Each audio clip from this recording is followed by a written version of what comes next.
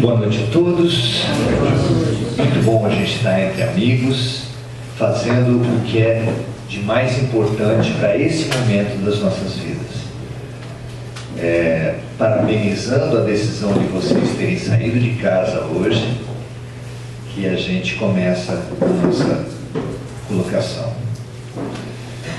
Existe uma pergunta comum a todos aqueles que leem livros de espiritualidade, a todos aqueles que frequentam quaisquer instituições filosóficas e religiosas. Existe uma pergunta que as pessoas ainda saem de todas as palestras que se faz. É aquela pergunta do como. Como eu faço? Qual o melhor caminho para a minha elevação espiritual? Qual é o melhor procedimento a respeito disso?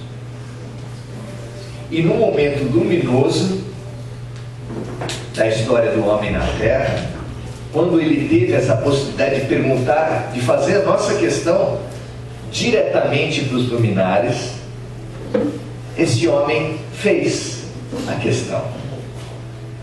Está lá na questão 919 de O Livro dos Espíritos. Qual o melhor caminho que Deus estabeleceu, que Deus trouxe à humanidade para alcançarmos a nossa evolução espiritual? E a resposta, sintética como tudo em O Livro dos Espíritos, está lá colocada. Um sábio da antiguidade já vos disse: conhece-te a ti mesmo. É muito interessante essa resposta, porque ela nos coloca perante uma verdade já dita, como a própria resposta aponta. É uma verdade antiga, com a qual nós nos defrontamos há muito tempo. E mesmo assim, a gente não tem conseguido avançar. Prova é que no momento decisivo da história da humanidade, mesmo já tendo tantos luminares vindo até a Terra, mesmo o próprio diretor espiritual da Terra tendo vindo aqui nos últimos 2000 anos, de uma trajetória de pelo menos 200 mil anos, que é a trajetória que a ciência aponta para o Homo sapiens sapiens, mesmo assim, 7 bilhões de espíritos ainda estão encarnados na Terra. Por que será? Sabe aqueles alunos que no primeiro bimestre tiveram nota baixa? No segundo, também. No terceiro, também. E no quarto, também. Eu sei que vocês não sabem disso, porque aqui só tem gente exemplar, que teve uma vida escolar sem jamais ter passado por isso. Mas, espiritualmente, nós somos a turma de... Não, reprovado não, por favor. Nós somos a turma de recuperação. Vocês não sabem o que é isso, tudo bem. Mas teve uma turma que era formada de recuperação. E essa turma, a formação dessa turma tem duas mensagens. Uma lamentável, se pode se dizer assim, que é a mensagem de que essa turma é formada por alunos que não conseguiram a nota para passar de ano. Mas a boa notícia é a seguinte: assim como na escola, não eram todos os alunos que não conseguiram nota que vinham para a turma de recuperação. Eram apenas aqueles que faltava pouco. Quem tinha tirado em média 0, 1 e 2 não ia para a recuperação. Só ia aqueles que faltava meio ponto, no máximo 1 ponto. E essa notícia diz para a gente o quê? Falta pouco. Falta pouco. Mas o que vai cair? Qual o melhor caminho para a gente estudar? O que vai cair na prova? Essa deveria ser a nossa grande pergunta. E a resposta foi dada pelos Espíritos. E foi dada há quanto tempo? Foi dada só pelo Espiritismo? Não, gente. A própria resposta dos Espíritos a Kardec já aponta que um sábio da antiguidade já vos disse. Isso quer dizer o quê? Que essa é uma resposta antiga. Lá no oráculo de Delfos, dos 500 anos antes de Cristo, que era um oráculo, um centro espírita da antiguidade, vamos lá, que tinha as sacerdotisas que davam a resposta dos deuses para as pessoas. Ué, o que é isso? Só faltava ser centro espírita de Delfos. Não podia ser, claro.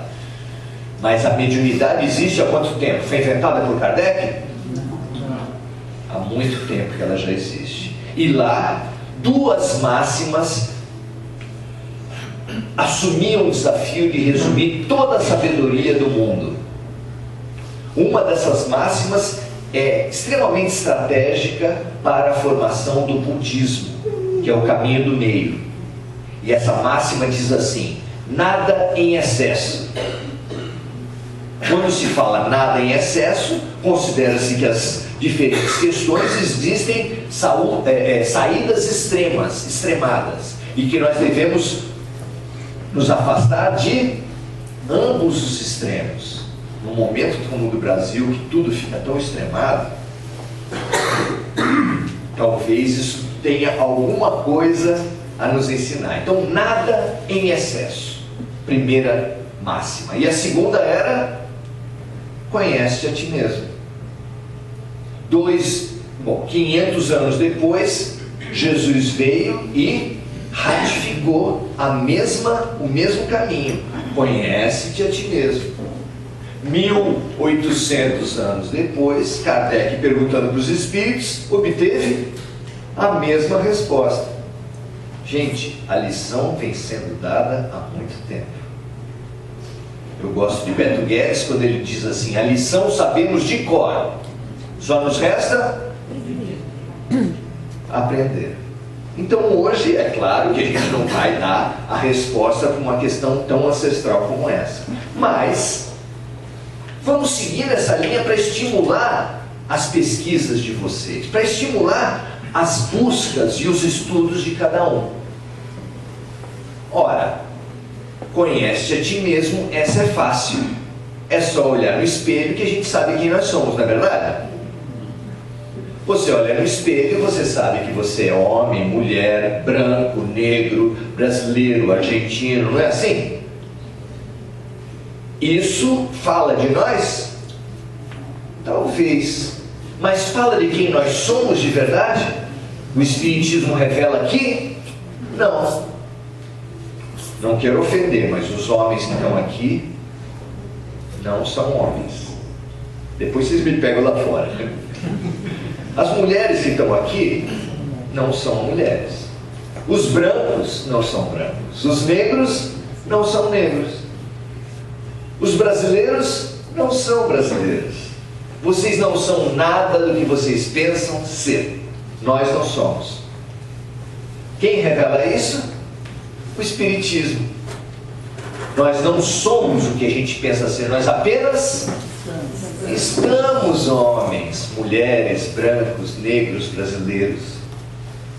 E é maravilhoso você conceber esse ponto de vista da eternidade, que faz com que a gente perceba a humanidade, o universo, como uma sala de aula ou como uma escola muito rica, que tem diferentes professores.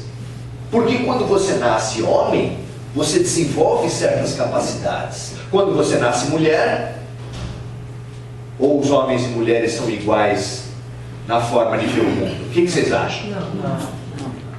Nós devemos lutar pela igualdade de direitos, a igualdade no mercado de trabalho, mas a igualdade de ponto de vista, essa é diferente. Brasileiros e japoneses pensam a vida igual? E assim a gente vai percebendo que cada cultura, cada condição racial e étnica é uma sala de aula que, frequentando essa sala a gente descobre e desenvolve um ponto de vista. Olha que coisa interessante. Pobres pensam o mundo como ricos. Desde o início, uma pessoa que nasce em família rica, ela nasce em cima de um pressuposto: eu resolvo meus problemas com dinheiro. Comprando, pagando, eu consigo o que eu preciso. Quem é pobre, para fazer um brinquedo, o rico, para brincar com alguma coisa, ele precisa do quê? Pedir para a mãe. E o pobre? Ele precisa criar, ele precisa desenvolver. Ele pega um pedaço de madeira e diz que é. Diz que é. Quem brincou na adolescência com tampinha de garrafa sabe do que eu falo. A gente brincava dando um peteleco em tampinha de garrafa no meio fio. Se saísse mais da metade para fora, tinha que voltar lá no início. Uma brincadeira besta. E a gente gastava tardes brincando com isso. Então, cada condição, cada situação da vida da gente vai desenvolvendo um aspecto. Então nós primeiro precisamos, nessa trajetória do autoconhecimento, precisamos saber o que nós não somos. O que nós não somos. Porque em cima do que a gente pensa que é, que nós temos chafurdado, que nós temos atolado, que nós temos nos atrasado. Porque quando o homem acredita tanto que é homem, que se pensa superior às mulheres, é que surge a violência à mulher. É quando os brancos se acham superiores aos negros que surge uma face das violências étnicas e raciais. E assim os países, e assim as classes sociais, e foi assim que nós transformamos tudo em guerra. A relação do homem com a mulher é chamada de guerra dos sexos. As guerras entre nações são guerras mesmo. As disputas entre nações também são disputas comerciais. Nós estamos no auge de uma grande disputa comercial que está dividindo o mundo, com grande repercussão no Brasil. E assim a disputa de classes, e assim tudo que é diferença gera disputa, tentativa de dominação, tudo, onde há dois seres humanos, começa a haver a fragmentação e a disputa. Quando nós percebemos essa verdade que os Espíritos trouxeram para a gente, quebra a violência na matriz. Que seria do conflito judeus e palestinos se ele soubesse que na próxima encarnação ele, judeu, pode nascer palestino? O que você acha? E o homem orgulhoso, opressor de mulheres, saber que ele pode nascer, ou que ele já nasceu? Já imaginou chegar para um homem machão orgulhoso e falar: você já foi mulher? Você leva uma paulada. Mas quebra a violência na sua matriz. Isso está longe de ser o inferno dos espíritas, como muita gente pensa. Isso está longe de ser a punição de Deus. Por que é que existe esse mecanismo da reencarnação?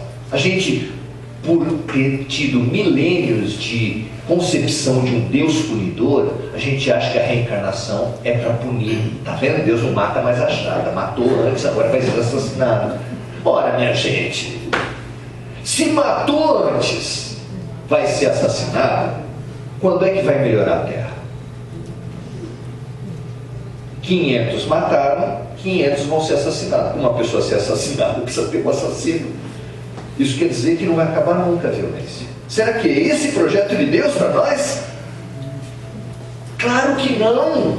A reencarnação não vem para punir, mas vem para dar para nós o grande mecanismo de evolução e de autoconhecimento que a psicologia e o cristianismo convergem para ele.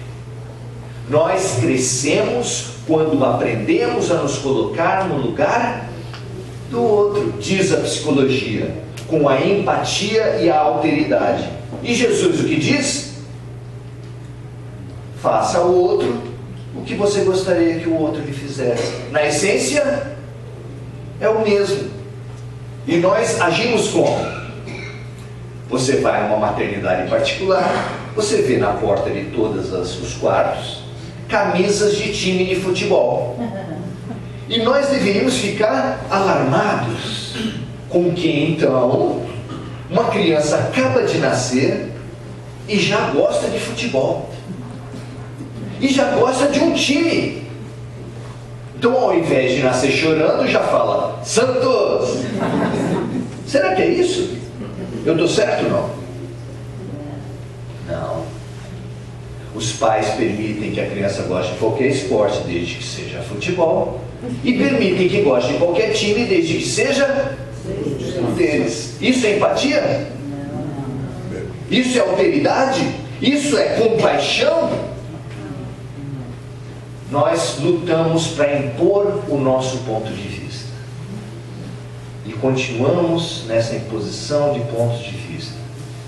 E os nossos amigos espirituais que vêm aqui, querendo ainda com a obsessão, porque antes de um espírito nos obsediar, ele se auto-obsedia. Assim como um pincel para pintar a parede, primeiro pinta. A quem o pincel precisa pintar antes de pintar a parede? A ele mesmo. Um obsessor, para nos obsediar, ele primeiro precisa se auto-obsediar. Primeiro ele precisa acreditar ser vítima de nós. E é comum, uma das técnicas mais comuns de, vamos chamar assim, de doutrinação, como se falava antigamente no Espiritismo, mas de terapia dos nossos amigos obsessores, é passar um pouco mais de tempo para trás. Porque realmente nós os prejudicamos muito em outras vidas. Mas volta a uma vida anterior, nós fomos os prejudicados. E estamos nesse jogo de um prejudicar o outro há quantas vidas? Séculos, milênios. E quando se percebe isso, qual é a saída óbvia? Vamos parar com esse negócio?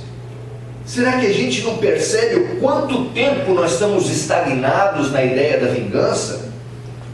Meus amigos, que eu não vejo e que nós trouxemos até aqui, alguns não, a defesa da casa impede que entre, outros eles deixam entrar para quê? Para ouvir palestra também. Perguntaram para Chico: Chico, você tem obsessor? Já acreditando que é um ser elevado, não tem. E a resposta surpreendeu vários, a vida toda. E aí pediram a receita dele: qual é o teu patuá? Qual é o teu rito? O que você faz para afastar os maus espíritos? Ele fala: eu não faço nada, ao contrário, eu convido. Eu vou estudar o Evangelho, eu convido. Eu vou estudar o Livro dos Espíritos, eu convido. Eu vou psicografar, eu convido. Eu vou fazer caridade na periferia, eu convido. Você já imaginou como a vida é difícil para o obsessor de Chico Xavier? Deus do céu! Para nós não. Para nós é fácil. Sabe por quê? Porque a obsessão se alimenta dos nossos rancores, dos nossos medos, dos nossos preconceitos e das nossas mágoas. Eu ouvi falar, não aqui, é claro, mas que lá fora tem gente que não consegue perdoar. Vocês já ouviram falar disso? Tem seres humanos que têm dificuldade em perdoar. E não apenas perdoar os outros que o prejudicaram, tem ainda mais dificuldade em perdoar a si mesmo quando prejudicou os outros. Vocês já ouviram falar disso? Gente, como pode, né? Coisa estranha, né? A gente precisa ser solidário aos outros, mesmo que nós aqui perdoemos imediatamente, esqueçamos, compreendamos imediatamente. Eu sei que vocês são assim, mas é só assim para a gente imaginar para os outros. E a gente vai acumulando lixo espiritual, vidas após vidas. A cada dia nós erramos e os outros erram conosco. E a gente guarda culpas e mágoas. Culpas e mágoas. culpas e mágoas no decorrer de uma semana, no decorrer de 10 anos, no decorrer de uma vida. E aí vem o Espiritismo e fala que nós já tivemos pelo menos 200 vidas. Quanto lixo espiritual você tem? E o pior, sabe o que é? A gente se identifica com o lixo espiritual e gosta de falar com boca cheia: não, comigo é assim, eu não levo desaforo para casa. E acha que é uma grande coisa. A gente acha que a gente é o ego. Você sabe o que quer dizer o ego? Ego, a palavra ego. Antigamente, no batismo na Igreja Católica, era em latim, e eles falavam: ego te batizo em nome de Padre, et Filho, et Espírito Santo. Ego é eu. A ilusão é tão grande do homem que ele acha que é o ego. De novo, é um novo eu que a gente veste, uma máscara que a gente veste e que fica achando que somos nós. Não é apenas a aparência e a condição material que nos ilude sermos nós. O ego é a grande máscara que a gente acha que somos nós. E é agarrado nessa máscara que a gente vem se obsediando há muito tempo. Nós precisamos urgentemente falar: eu não sou as minhas mágoas, eu não sou o meu lixo. Nós precisamos saber disso. Ok, Maurício, mas se nós não somos nada disso que a gente até agora sempre pensou ser, o que nós somos? Kardec tinha um método muito interessante para aferir a fidedignidade das mensagens. Ele recebia mensagens do mundo inteiro e ele não tinha como tirar do nada um entendimento dessa verdade, essa mensagem verdadeira, isso aqui é mistificação. Como é que ele ia saber? Ele criou um método, o método da universalidade das mensagens, das revelações. E aí eu vou passar para vocês 3 fontes diferentes, todas elas, no meu entender, muito importantes, que falam, também no meu entender, só pode ser a mesma coisa. A primeira delas é o budismo. O budismo fala que nós temos 2 eus, o eu maior e o eu menor. O eu menor é essa casca que a gente pensa ser nós, mas que no fundo de nós temos um eu maior. Outra fonte é a psicanálise, que através de Freud criou essa e alimentou e deu ares de verdade a essa ilusão de que nós somos o ego. Nós somos esse conjunto de mágoas, de pontos de vista, de idiosincrasias, de esse atoleiro de mágoas e culpas que a gente vem acumulando há várias vidas. Mas Carl Gustav Jung, que era de início muito próximo de Freud, falou que nós, para além do ego, nós temos o self. Vale a pena estudar o que é self para Jung. Ele fala que nós temos uma essência interior que aponta-nos toda a verdade. E Paulo, nas suas cartas, Paulo de Tarso, falou que nós temos um homem velho e um homem novo, e que é preciso deixar morrer o homem velho para que nasça o homem novo. Coisa muito parecida com o que João Batista falou quando vieram tentar jogar ele contra Jesus. As táticas dos fariseus eram todas ardilosas. Chegaram para ele: sabe aquele que você batizou, João Batista? Aquele que você batizou aqui no Rio Jordão? Agora ele está lá para cima e tem muito mais gente assistindo ele do que você, cara. E aí, o que você vai fazer? Ele falou assim: eu já vos tinha dito que eu não sou digno de atar as sandálias desse homem. É preciso que eu diminua para que ele cresça. Isso quer dizer o quê? Quem é João Batista no é preciso que eu diminua para que ele cresça? Ele é o homem velho, ele é o ego, ele é o eu menor. E quem é Jesus? Jesus é o símbolo do self, é o símbolo do eu maior, é o símbolo do homem novo. Bacana, mas como chegar lá? É até? É ruim? É até que horas? Você tem mais 10 minutos. 10 minutos. Vamos lá. Ou se passar um pouquinho mais também. A gente vai contar toda a verdade em 10 minutos.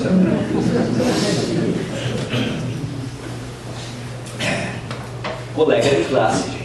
Colega de classe estudando com vocês e de maneira nenhuma, nem perto de querer trazer verdade nenhuma, apenas, como eu disse no início, estimular as pesquisas de vocês. Pois a questão 919 de O Livro dos Espíritos, que deu para Kardec a resposta que o grande caminho que Deus nos colocou para a ascensão espiritual é o conhece a ti mesmo, encerrou uma decepção de Kardec. Porque ele fala, na pergunta seguinte, ele fala assim, não, a gente conhece essa verdade aí, conhece a ti mesmo, olha, bacana, mas tipo assim, dá para trocar em miúdos? Dá para dar assim, uma receitinha, tipo Ana Maria Braga, 2 xícaras de açúcar, uma de farinha, dá para dar uma... E sabe que os espíritos atenderam Kardec? Quem respondeu à questão 919A foi Santo Agostinho. E essa vale a pena ler, mas eu vou dar uma palhinha para vocês depois irem lá e lerem novamente. Ele deu uma resposta longa e ele começa assim: façam como eu fiz. Olha só, se isso não é receita. Façam como eu fiz quando estive entre vós. Ao final de cada dia, passar em revista o meu dia. E me perguntava: será que eu prejudiquei alguém no dia de hoje? Será que eu fiz todo o bem que eu podia no dia de hoje? E isso já me fazia programar o dia seguinte, é claro. Leiam essa resposta. Ela é preciosa, até porque ela bate com a receita de Jesus, com 2 receitas de Jesus. Ele fala: a cada dia basta o seu dia. Então nós que estamos ávidos por livros, por doutrinas, por gurus, nossa, essa luta, essa busca nossa por gurus é extremamente perigosa.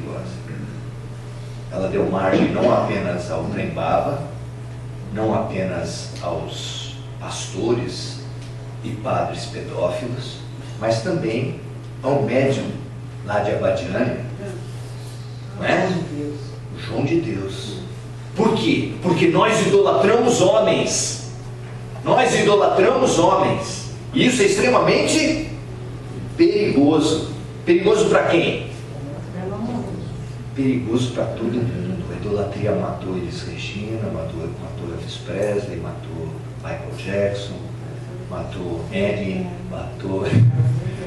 matou Macaulay Culkin. Não, está vivo. Não sei. Não sei. Não sei se está vivo. E matou a nós também, porque quem mima filho está fazendo o quê? Quem fala assim, se entrega ao romantismo, e o romantismo é a coisa que mais vende no mundo. O logotipo que mais vende no mundo é o logotipo do coração, que fala assim: eu sou uma metade ambulante, sem você, meu amor, eu não sou ninguém. Não é bonito a gente ouvir isso? Ó pedaço de mim, ó metade amputada de mim, diz Chico Buarque. Os nossos avós se referiam aos seus cônjuges como minha cara metade. Olha que simbólico. Nós somos meio nariz, meia boca e uma orelha. E só seremos felizes quando encontrarmos nossa cara metade. Isso vem de livro, vem de novela, vem de carcinha, vem de agenda, vem de tudo. Até jogador de futebol faz gol e fica lá. E a gente segue achando que não seremos felizes sem encontrar o nosso amor. Claro que não, mas não é esse amor conjugal. Nós temos um vazio e uma solidão interior tão grande, que só será preenchida pelo amor. Mas que amor? O amor triplo. O amor triplo. Porque nós temos uma essência. E a nossa essência assim, é revelada por Jesus ao dizer, repetindo o melhor dos profetas: vós sois deuses. Quem acha que é Deus aqui, levanta a mão. Bom, então chegamos no impasse. Jesus está falando que nós somos deuses. Nós achamos que não. Quem está certo?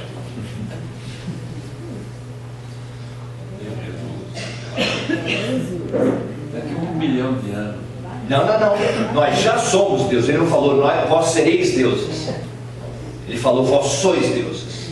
Quando um agricultor olha um punhado de sementes e vê um milharal, ele está errado? Não. Quando uma mãe olha um filho e fala, um homem de bem, um grande profissional, ela está errado? O olhar de amor olha para as coisas e vê o que elas são capazes de ser. E diante desse ponto de vista, o olhar de amor de Jesus olhou para nós, e falou, vós sois deuses. Vocês acreditam que são deuses? Sim, acredito que temos potencial. Somos deuses. Agora, o que é ser Deus? Além de todas as formulações teológicas, João, na sua carta, escreveu a definição perfeita. Deus é amor. Nós trazemos no fundo de nós uma essência, a fagulha divina, o homem novo, o selfie, que é o amor. Nós somos deuses, nós somos o amor. E precisamos nos desvencilhar de todos os eus aparentes, tudo isso que a gente acha que é, todas essas carcaças, essas máscaras, esse monte de lixo que a gente vem acumulando nas nossas almas, de mágoas, culpas, medos e preconceitos. E como a gente vai fazer isso? A receita está lá no Evangelho. Perdão e auto-perdão, arrependimento, reconciliação e descoberta do amor em nós. E essa descoberta do amor em nós, você vai fazer com o grande prazer da vida, que todos nós aqui, eu tenho certeza, já tivemos. Todos nós aqui, em algum momento, já tivemos de em frente a um ser humano, ou a um ser vegetal, ou a um ser animal, e percebeu que conseguiu contribuir. Se já tiver essa experiência, vocês lembram dessa experiência? Às vezes era um ônibus, a pessoa vem e já começa a falar da vida sexual dela, o marido já fala, minha senhora, que isso? Ela confia, ela entrega, ela se abre, e ali você percebe que você, acolhendo aquela pessoa, consegue falar uma palavra, consegue ter uma postura. Esse é um momento lindo, luminoso. Você dá um carinho para o teu cachorro e você percebe que estabeleceu uma relação de amor. Isso é lindo. Essas são os portais de referência das nossas vidas. Nossos avós, nossas mães, nossos filhos. Eles são Deus mais próximo. Você quer subir a Deus? Ele deu um portal mais próximo, porque cá entre nós, Jesus está difícil de alcançar, né? Mesmo Chico, Gandhi, Madre Teresa, dá para nós? Mas vovó, mamãe, a nossa mamãe de outras vidas, nosso cônjuge, nosso filho de outras vidas, que nos ama tanto que se dignou a ser nosso anjo de guarda, e que essa noite nos pegou pela mão e trouxe até aqui. Ou vocês acham que vieram sozinhos? Eu não, eu vim sozinho, eu achei que devia estar. Nós viemos aqui na mão do amor. E nós podemos sair daqui na mão do amor. Colocado o barco da vida no sentido certo, no sentido de quem nós somos, deixando de lado as ilusões de quem nós não somos, nós podemos encontrar o rumo. Isso é muito sério. O diretor da escola veio para a turma de recuperação há 2000 anos e falou: acordem. Paulo, nas suas cartas, falou: acorda, tu que dormes. E o nosso sono é o sono da matéria, é o sono do ego. Nós podemos continuar dormindo e ninguém nos tira esse direito. mas a partir de hoje a gente também tem a opção de acordar. Muito boa noite.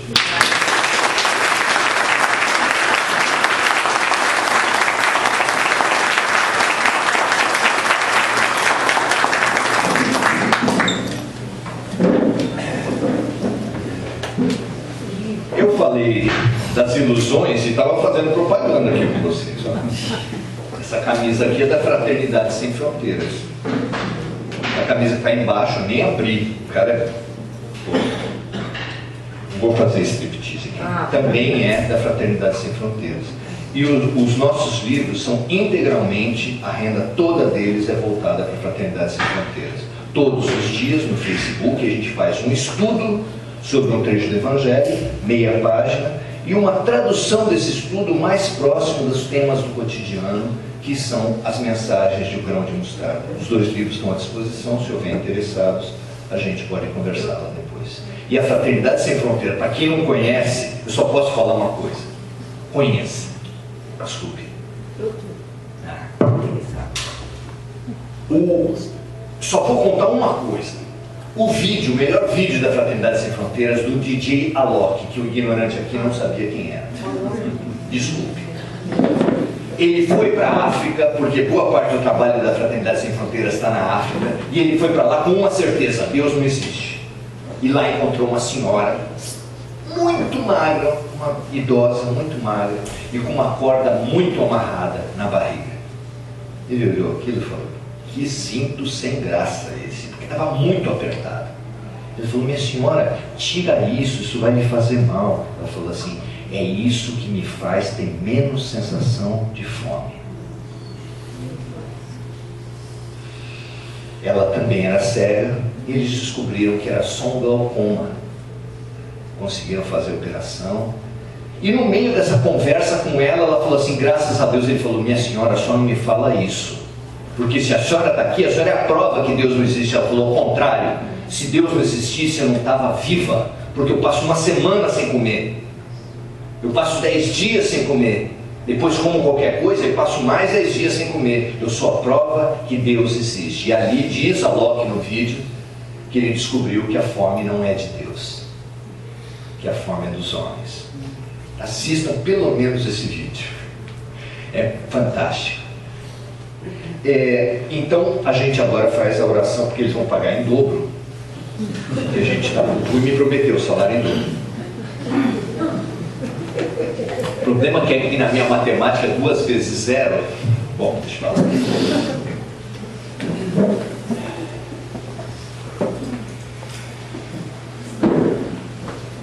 Deus, meu Pai, hoje algumas dezenas de criancinhas espirituais se reuniram à volta de Ti, como os aluninhos da educação infantil se reúnem à volta da professora, gritando: tia, tia. Nós nos reunimos à Tua volta, gritando: Pai, Pai. Portando a nossa solidão, o nosso vazio existencial, nós nos encontramos contigo.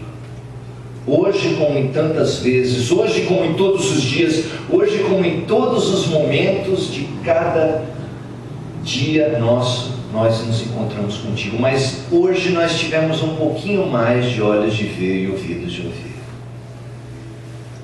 Ah, meu Pai, que esses olhos e que esses ouvidos sigam para hoje à noite, que a gente dormindo bem, viaje, aprenda, sirva como os mais lúcidos de nós fazemos todas as noites, e que a gente amanhã acordando, acorde. Esse é o nosso desejo, que a gente viva um pouco mais desperto, percebendo a Tua vontade que é feita a cada momento, a cada esquina, a cada situação. Pai nosso que estais nos céus, santificado seja o vosso nome. Venha a nós o vosso reino, seja feita a vossa vontade, assim na terra como no céu. O pão nosso de cada dia nos dai hoje. Perdoai as nossas ofensas, assim como nós perdoamos a quem nos tem ofendido. Não nos deixeis cair em tentações, mas livra-nos, Pai, de todo mal. Que assim seja, graças a Deus.